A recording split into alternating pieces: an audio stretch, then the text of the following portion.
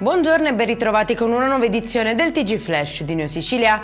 In apertura tragedia sulla Palermo-Mazzara del Vallo nei pressi di Balestrate, dove un automobilista ha finito sull'asfalto dopo essersi ribaltato con il proprio mezzo e sbalzato fuori dall'abitacolo, è stato travolto e ucciso da un'altra auto in corsa. Indagini in corso per ricostruire l'esatta dinamica dell'accaduto. Sparatori nelle campagne di Caltanissetta, arrestato un 62enne con l'accusa di tentato omicidio dopo aver aperto il fuoco contro un uomo di 58 anni. Alla base dell'episodio una lite degenerata culminata con l'irruzione della vittima nell'abitazione e le minacce rivolte al proprietario.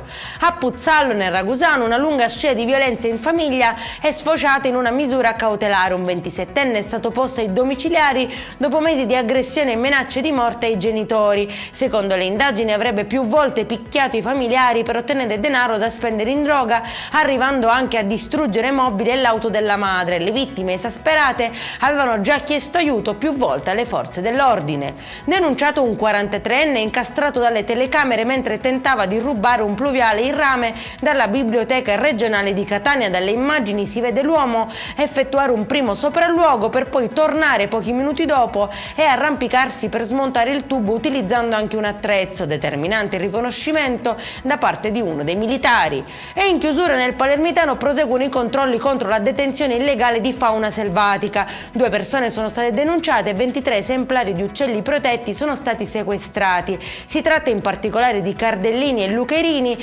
detenuti senza anelli identificativi e documentazione in violazione della normativa vigente. Per questa edizione è tutto, prossimo appuntamento alle 19:30, buona giornata.